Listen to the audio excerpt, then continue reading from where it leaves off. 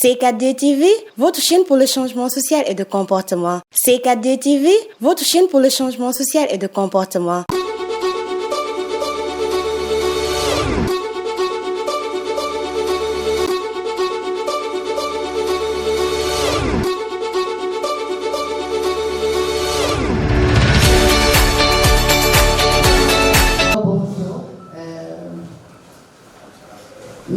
Mesdames et messieurs les jurys, merci de votre présence. Donc ce matin, nous allons passer à la phase décisive de ce clématon qui consiste à la présentation de votre pitch. Et nous allons laisser le soin aux membres du jury de,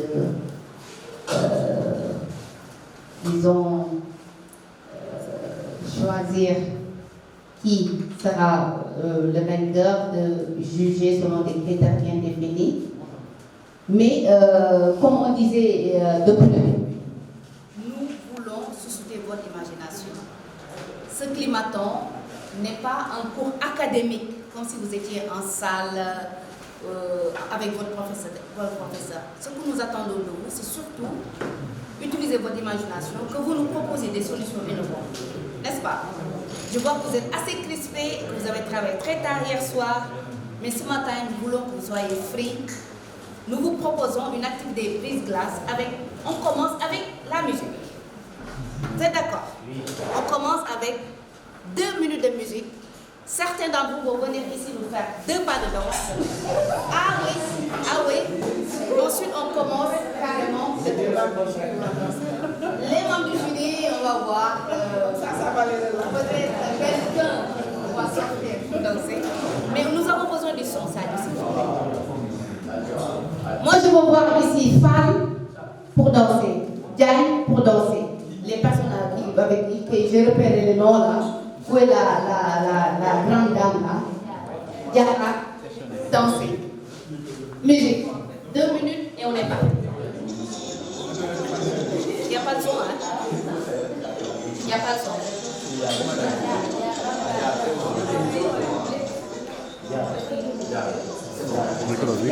C'est chaud.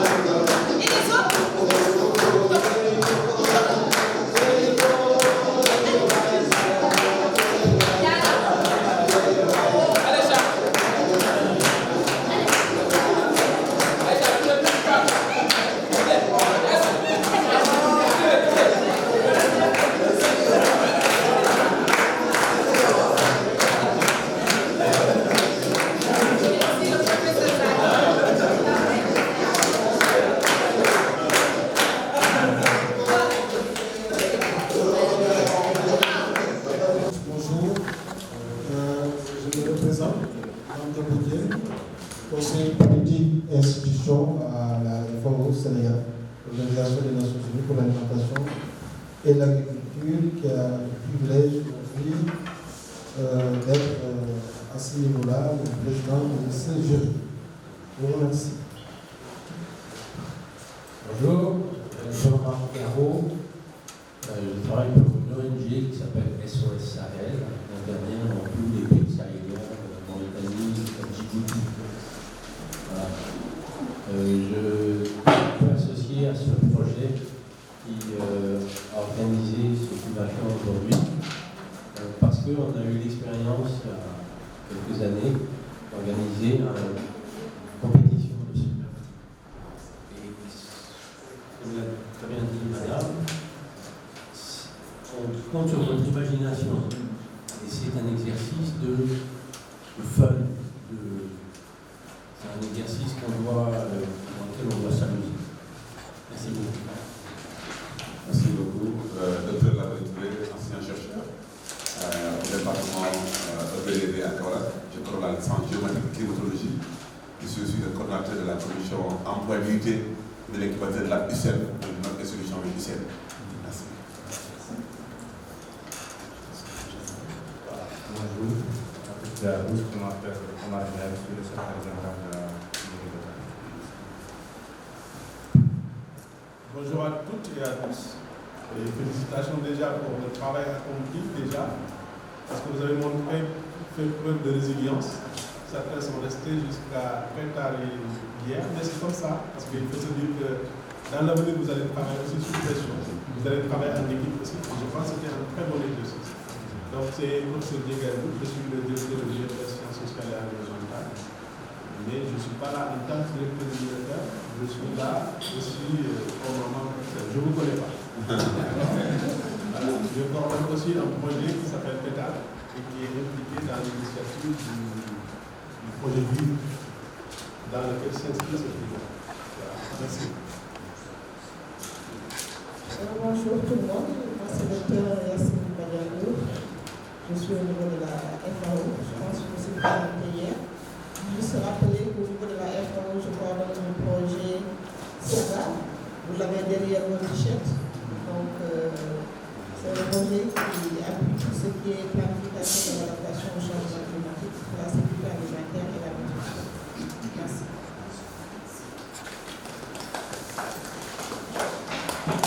Oui, merci. J'estime que vos contributions d'hier ont été bien prises en compte, puisque au lieu de 5 groupes, maintenant on en a 3. Donc, 3 groupes vont pouvoir présenter leur travail. Vous avez la possibilité de le faire par PowerPoint ou par poster. Maintenant, vous avez 5 minutes par groupe.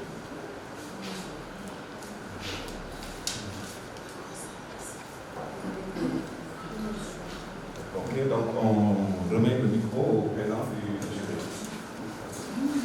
Merci. Merci. Donc, travail extrêmement important que vous avez démarré il y a quelques semaines.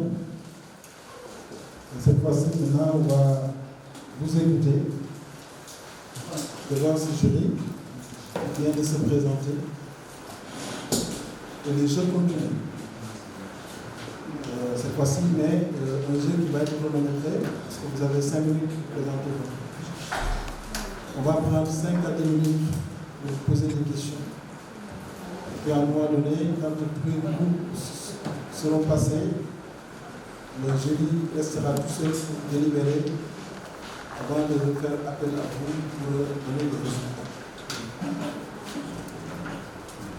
Alors, je voulais juste d'abord vous remercier, vous féliciter pour avoir pris le temps de faire cet exercice. Nous avons eu l'occasion de discuter avec vous hier, d'échanger, et on a mesuré l'importance de la dynamique qui a été accordée à ce processus, notamment avec la municipalité de Café. C'est très important. On a échangé sur le défi. Nous avons discuté avec vous sur des thématiques que vous avez identifiées et sur lesquelles vous avez travaillé, avec des solutions. On a échangé. Et j'étais heureuse ce matin quand on m'a dit que vous êtes resté résilient jusqu'à maintenant. C'est important.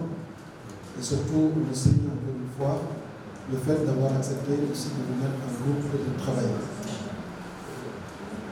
Nous allons maintenant juger avec beaucoup d'objectivité. Ça va être lié à la qualité de votre présentation. C'est extrêmement important qu'on vous dise d'ores et déjà. Est-ce que vous allez pouvoir convaincre ces personnes qui sont assises ici, autour de moi? Ça va être aussi lié à la faisabilité de la proposition que vous avez discuté entre vous, sur laquelle vous êtes tombés d'accord. On le jugera aussi à l'impact qu'il va y avoir sur le climat et sur l'environnement social. Ça, c'est quand même des choses importantes. Mais aussi l'innovation. par rapport aux défis que la mairie vous a adressés. Nous allons donc discuter de tout ça pendant les 5 minutes que vous allez présenter, les 10 minutes que nous allons échanger ensemble. Ça dépendra, 5 et 10 minutes. Et une autre chose, on sera très strict sur le temps. Au-delà de 5 minutes, on vous arrête, que vous ayez terminé ou pas terminé.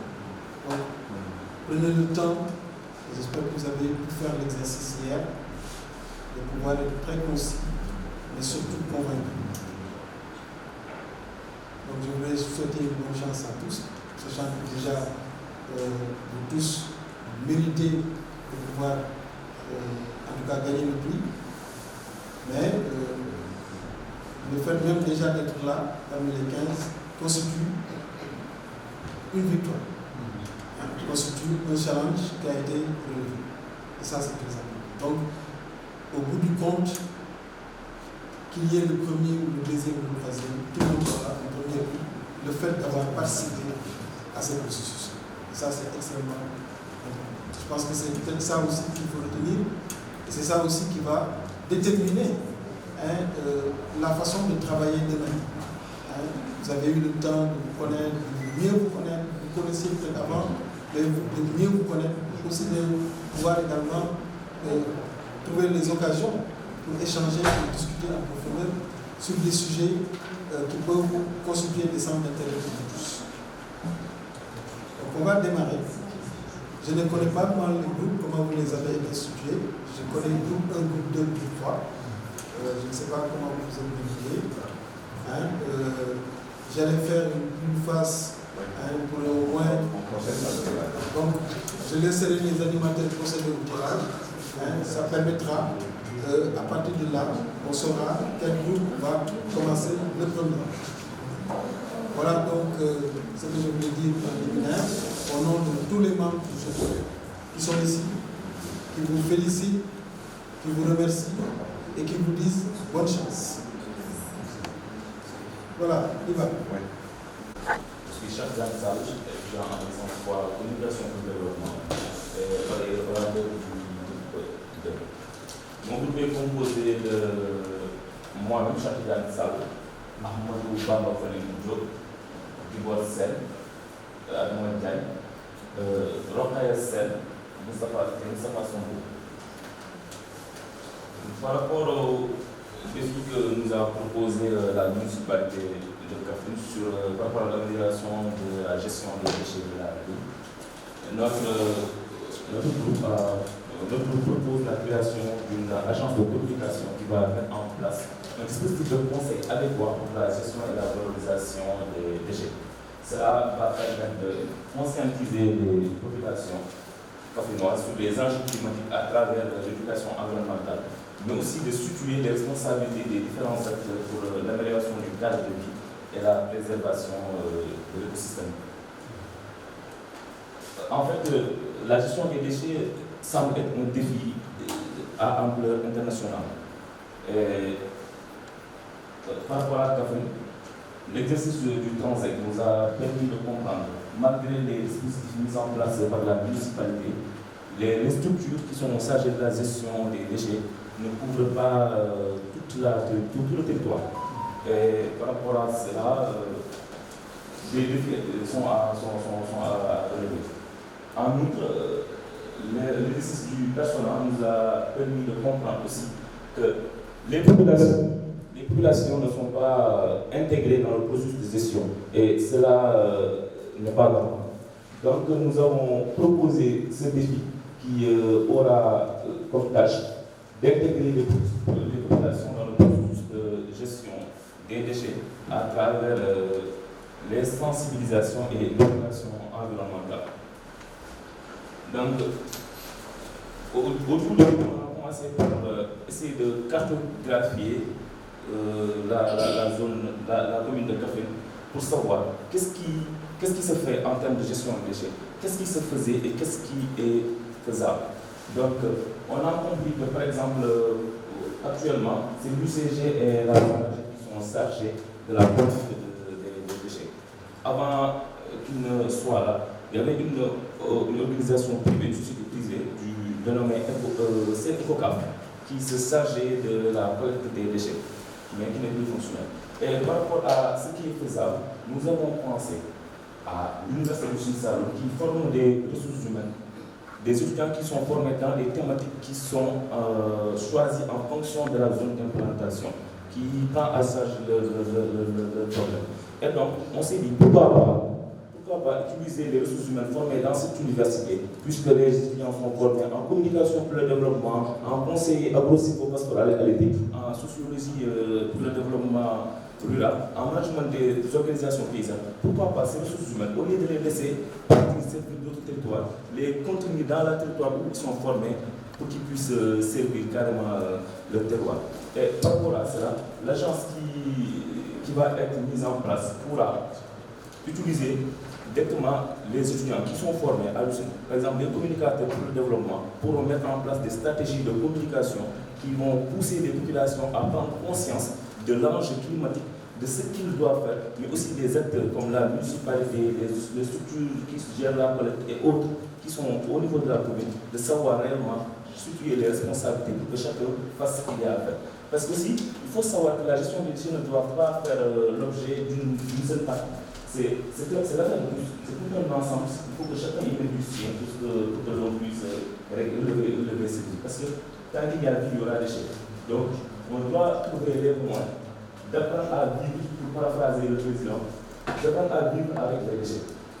Et donc, par rapport à la proposition de valeur, notre entreprise qu'on va mettre sur pied pourra, sur le plan environnemental, préserver l'écosystème, faire la promotion de la propreté urbaine, lutter aussi contre la dégradation des sols, puisque les ordures ne sont plus entassées dans une seule zone. Mais on va apprendre les populations à faire le tri. C'est l'initiation à l'éducation environnementale en insérant le tri au sein des ménages. On va faire aussi cela au niveau des écoles, au niveau des populations, avec les organisations de femmes, de jeunes, pour que tout le monde prenne conscience des enjeux et puisse tout le monde puisse être capable de savoir exactement ce qu'il a à faire. Et par rapport aux activités, par exemple, j'ai tantôt parlé de stratégie de communication pour la sensibilisation de la population. Les étudiants en communication pour le développement qui sont formés dans ce domaine pourront mettre en place des activités comme des campagnes de sensibilisation à travers les différents canaux qui leur sont offerts, mais aussi mettre en place des systèmes d'engagement communautaire pour que, par exemple, à travers des jeux, faire par exemple organiser des jeux pour que par exemple les quartiers les plus propres reçoivent des prix. C'est des compétitions qui vont favoriser vraiment l'engagement environnemental. Et par rapport au coût, par exemple, par rapport aux revenus, les ressources humaines sont disponibles puisque ce sont les étudiants. On peut ne pas faire recours à des experts venus d'ailleurs. Merci, cher Sylviane. Merci.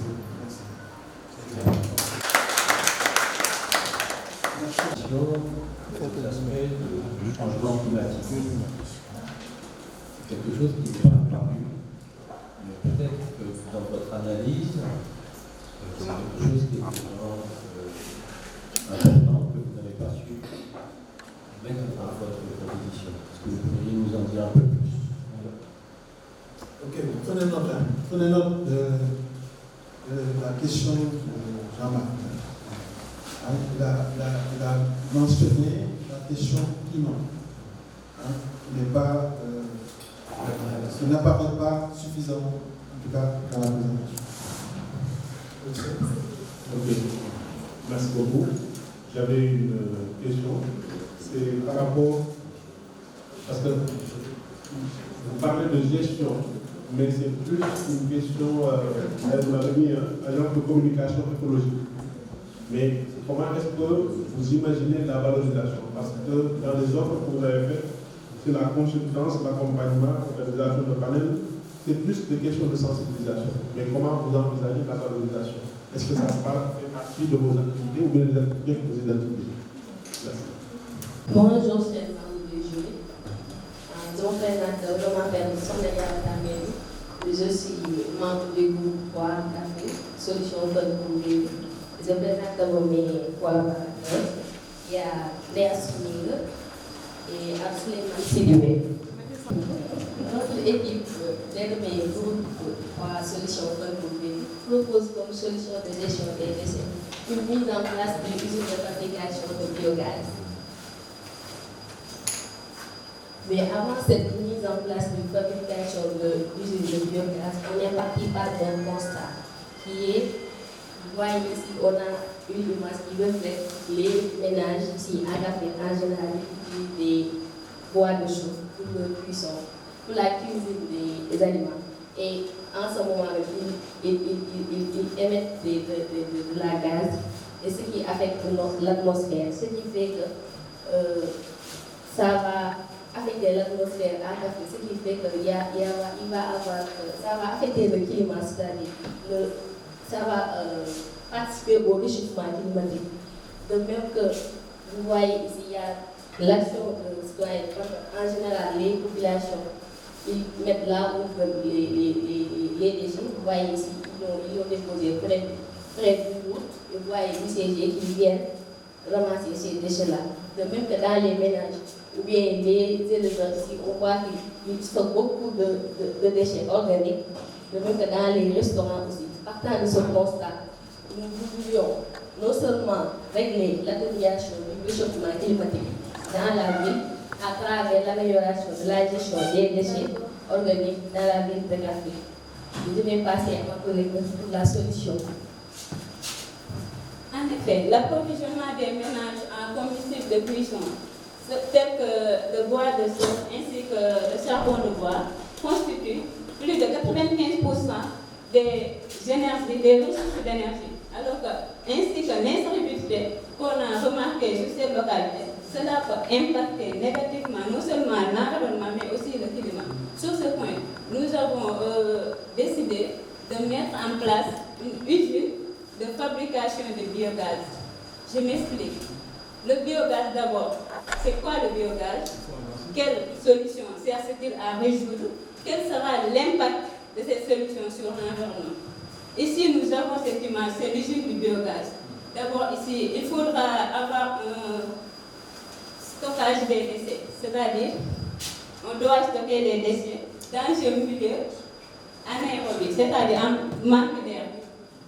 Après, le biodigesteur va servir à fermenter les déchets pour en produire de l'énergie. Une fois l'énergie produite, cette énergie qu'on va obtenir va servir, quand on aura stocké cette énergie, on aura de l'électricité pour alimenter les ménages, mais aussi on aura de combustible, énergie pour les ménages, pour éviter d'utiliser des gaz fossiles, ce qui peut aussi éviter d'utiliser des charbons ainsi que des chauffages. Ces genres d'éléments-là qui peuvent émettre des gaz à effet de serre, ce qui peut être nuisible non seulement pour le réchauffement climatique mais aussi pour l'environnement. Je vous remercie. Voilà, comme vient de le dire mes deux camarades, pour cela, on a notre business plan. Là, il y a le marché et les clientèles, les ménages, les restaurants, la ville, l'entreprise, les entreprises ou organisations privées qui s'activent dans le domaine de l'énergie. Au-delà de ça, on a des propositions de valeur. Là, on a avoir une ville écologique et saine, réduction de l'utilisation des énergies fossiles, faciliter la gestion des déchets, création de l'emploi, rendre agréable l'environnement. Pourquoi création de l'emploi? Parce qu'autour de cette activité, on aura plusieurs acteurs, on aura des ménages qui seront impliqués. Ça va permettre aussi la mise en place, créer de l'emploi pour qu'on peut réduire la pauvreté dans la commune de Café.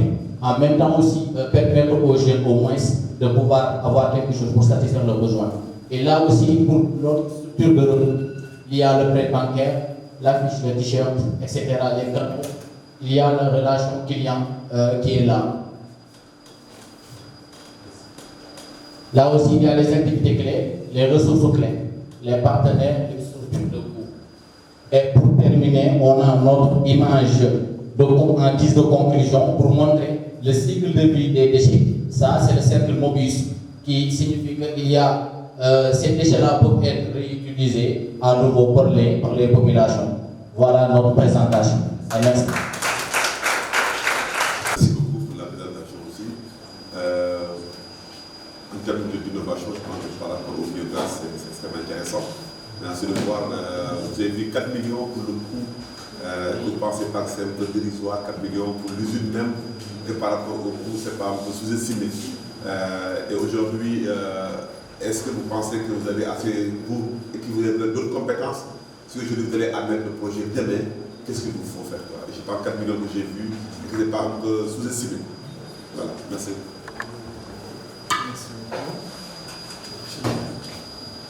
Voilà, merci beaucoup, Président Gilles. Félicitations aux exposants. Moi, j'aimerais revenir surtout au système de ramassage. Donc, j'ai vu une photo, mais il faut aussi comprendre l'aspect environnemental de Kaffrine. Le périmètre communal est déjà dépassé, donc il y a des quartiers périphériques qui s'installent un peu en Afrique, mais qui appartiennent aussi à la commune de Kenya, il faut le savoir. Donc, on n'a pas aussi ces artères qui font que nos camions sont trop lourds, donc il ne faut pas vraiment se poser dans certaines villes qui font que on fait sortir les ordures dans les grandes artères pour que le camion puisse les ramasser. Bon, on croit que c'est un exemple, mais aussi c'est aussi un atout à gagner pour nos véhicules. C'est des véhicules un peu lourds, et puis vous savez que dans le pays, le sol est un peu argileux, donc nous poser des problèmes dans certaines guerres. Mais ce n'est pas un système aussi désorganisé que c'est ça. Donc, par rapport au business plan, je voudrais la rappeler que c'est trop ambitieux. 4 millions, je ne peux même pas acheter un petit véhicule. On ne peut pas utiliser la biomasse. Voilà, merci beaucoup. Mesdames et messieurs, bonjour. Je m'appelle Aïssa Touba, membre du groupe 3, qui est composé de Babacar Diaye, Mam Sané, Fatou Sall, Charles Diata, Fatou Sarr et moi-même. Alors, nous allons procéder à la présentation de notre pitch. Voilà. Okay. Le défi, il consiste à améliorer la gestion des déchets dans la ville de Kaffrine. Voilà notre constat du problème. Ce sont des photos qui ont été prises lors de nos transects. La solution que l'on propose est de mettre en place une structure qui se chargera de recycler les déchets organiques. Pourquoi les déchets organiques? Parce que nous sommes au Saloum et l'activité du prime ici au Saloum, c'est l'agriculture. Nous voulons valoriser les déchets organiques et la première conséquence de cette solution est la création d'emplois, c'est-à-dire ça va réduire le chômage. Pour l'économie circulaire, là nous avons des déchets organiques. Ces déchets seront d'abord transformés en engrais organiques. Ensuite, cet engrais produit ici à Kaffrine bénéficiera aux agriculteurs et ça permettra d'avoir une agriculture saine, sans produits chimiques. Et enfin, Kaffrine sera bien alimentée avec des produits sains, mais également protégés des déchets organiques. Cette solution implique des acteurs. Les acteurs, bien évidemment, la population, qui participera à la collecte de ces déchets organiques. Également, la municipalité, les exploitations familiales, les GIE, les agents des eaux et forêts, ainsi que la direction régionale du développement rural, la DRR. Nous suggérons également à la municipalité de Kaffrine de mettre en place une pépinière municipale qui se basera ou bien qui utilisera les engrais produits ici à Kaffrine pour alimenter les produits que l'on cultivera là-bas, mais également les tourlupeurs, un mot wolof qui signifie cultiver dans sa maison les matières certaines matières dont on a besoin, comme le persil, la tomate, la menthe, etc. Mais également, la production d'engrais organiques facilitera les maraîcheurs à avoir accès à favoriser le maraîchage ici dans la commune de Kaffrine. Ce qui fait la spécialité de notre équipe, c'est que nous avons proposé une solution de recyclage des déchets organiques. Cette solution profitera aux producteurs, aux agriculteurs, mais également participera à assurer une sécurité alimentaire ici à Kaffrine. Mais également, la composition de pépinières municipales que l'on a donnée participera à l'initiative Ville Verte. Et la faisabilité de nos solutions, la solution qui peut se faire immédiatement, c'est collecter les déchets organiques et passer à l'étape du compostage traditionnel. Préparation, fermentation, maturation et stockage. La solution nécessitant un investissement élevé, c'est la mise en place d'une structure de transformation des déchets organiques. Solution déjà mise en œuvre et à améliorer, c'est la collecte des déchets. C'est déjà, à Kaffrine, on a commencé la collecte des déchets, mais on veut une collecte équitable dans tous les quartiers de Kaffrine, que ce soit dans la ville ou bien dans la périphérie. Solution impossible, c'est faire disparaître totalement les déchets dans la commune de Kaffrine. Comme on l'a dit tout à l'heure, on ne peut pas ne pas polluer, mais on peut polluer moins pour savoir comment utiliser ces déchets-là. Concernant notre business Canva, nous avons les partenaires clés, la mairie, les OP, les producteurs, la DRDR, les agents des eaux et des forêts. Et nos activités clés consisteront à la récupération des déchets organiques, à la transformation en engrais, également à la commercialisation. Les canaux que l'on utilisera selon les spots publicitaires, les affiches, les kiosques, les réseaux sociaux, radios communautaires, foires, etc. etc. Ok. Bon, c'était ça, la structure. Cette solution porte sur la structure que l'on propose de mettre en place. Et la clientèle cible, ce sont les producteurs, la municipalité, les OP, les revendeurs, les villages environnants. Et ça permettra à la commune, au département de Kaffrine, d'être non seulement producteur, mais également fournisseur d'engrais organiques. Merci.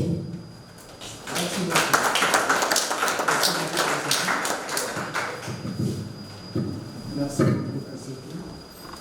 beaucoup. En tout cas, moi, je vous félicite par rapport à l'aspect intégrateur du projet.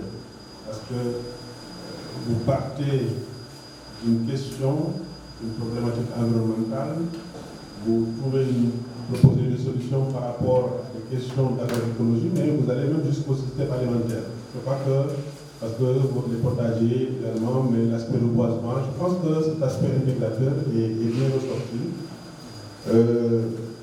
Par contre, ce que je ne vois pas, c'est vous avez parlé de la commercialisation, mais cette commercialisation qui s'en charge, est-ce qu'il y a des structures? Parce que actuellement, le problème qu'on a avec les produits agroécologiques, c'est où est-ce qu'on va les trouver? Comment vous allez faire pour que ces produits puissent être accessibles? La question de labellisation, etc., donc de ces produits. La dernière chose qui n'apparaît pas, c'est très bien de faire ce business model, mais est-ce que vous avez une idée du coût? Combien ça doit représenter donc, en termes de coût? Merci. Merci, professeur. Je m'associe aux félicitations pour les membres du groupe. Moi, je vais revenir d'abord sur un point que je trouve, il y a une contradiction sur la solution que vous proposez. Parce que vous avez parlé d'abord de compostage traditionnel et ensuite vous avez dit que vous allez mettre en place une structure de transformation. Les deux sont contradictoires. Parce que le compostage traditionnel, elle se fait de façon individuelle par les producteurs. Et je pense que l'ISRA a essayé beaucoup de diffuser le compostage traditionnel, mais ça n'a pas marché pour plusieurs raisons. Pour le manque de disponibilité de la matière organique, les problèmes d'eau. Je pense que les ordures, il y en a toujours, on a essayé de faire des récupérations, nous-mêmes on y a travaillé. Donc si vraiment vous devez faire du compostage à grande échelle, vous ne pouvez pas y aller avec la méthode de compostage traditionnelle. Donc, soit vous mettez en place une structure de transformation, ce n'est pas des matières organiques, mais c'est des déchets. Parce je pense qu'on est vraiment, les termes sont différents. On est dans la gestion des déchets. Et dans ce cas, ce qui manque aussi, mais hier vous en aviez parlé, aujourd'hui on ne le voit pas, c'est le tri préalable. Parce que le problème de la gestion des déchets dans nos structures, c'est qu'il n'y a pas de tri. Et ce qui fait que tout est mélangé. Et comment on fait pour gérer les déchets? Parce qu'on mélange le plastique avec les déchets biodégradables, avec les piles, tout est à l'intérieur. Donc, cette problématique de tri qui doit être réglée avec la mairie ou bien avec l'unité que vous allez mettre en place est un volet très très important, donc sur lequel il faudra revenir. L'autre aspect, c'est comme l'a dit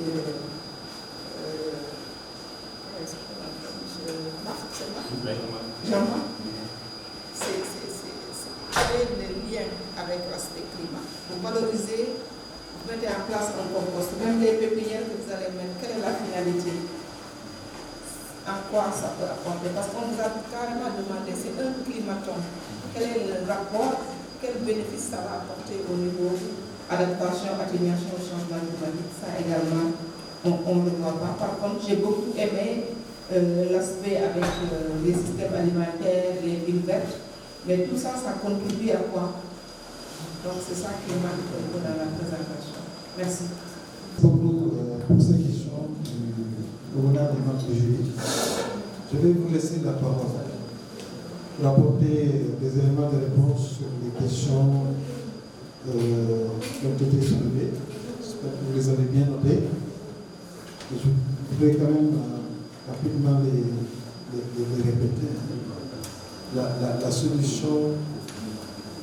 La solution proposée et son lien avec le climat, ça s'est revenu plusieurs fois. On essaie de voir comment le faire.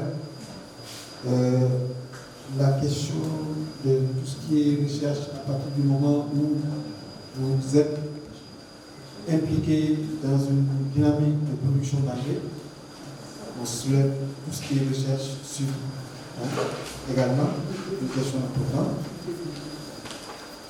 Dans votre processus, il y a le circuit de commercialisation. Vous utilisez de l'engrais organique pour aller vers un système d'alimentation sain et durable. Quelle est l'analyse du circuit de commercialisation? Ça a été une question posée. Le coût du projet, ça n'apparaît pas. La contradiction entre le compostage traditionnel versus la mise en place de mesures, en tout cas d'une structure forte pour la création de ce compost. Et aussi toute l'analyse en termes de commentaires qui concerne un peu les questions de tri. Mais un autre élément important qui a été soulevé aussi par la municipalité, parmi les acteurs, la division régionale de l'environnement et des établissements classés, on a parlé aussi de Global CV et aussi de la pépinière communale. Pour vous aider un peu, j'allais dire que vous allez répondre que Global CV, vous considérez qu'il est dans la DRDR. Parce que c'est sous la tutelle du ministre de l'Agriculture, du ministre rural et de la souveraineté alimentaire. Et comme c'est le DRDR qui le représente, vous pouvez le considérer. Mais quand même, ce n'est pas une réponse à votre place.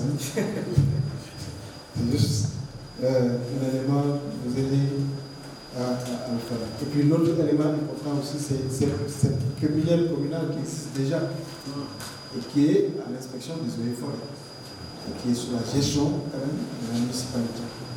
Qu'est-ce que vous en faites? Donc, voilà un certain nombre de questions. On va vous laisser répondre assez rapidement. Mais encore une fois, félicitations pour le travail qui a été fait. Intéressant. Ils vont nous permettre maintenant de rester seuls et de délibérer, de juger, de voir un peu comment est-ce que les uns et les autres ont pu apprécier ce que vous avez pu faire. Et en tout cas, félicitations à tous et bonne chance encore à nous. Voilà. On va faire, vous allez pouvoir sortir, vous laisser tout seul. Voilà, allez vous détendre et continuer les jeux. La suite, on va la faire après la mesure de président. Moi, pour la suite. Nous allons nous retirer, délibérer pendant une trentaine de minutes. En principe, après, on devra délibérer, nous rappeler la délibération qui permettra de vous annoncer la solution qui a été retenue comme étant la plus solide. Et nous expliquerons également les motivations. Donc on va délibérer après une trentaine de minutes et puis on va faire. Voilà.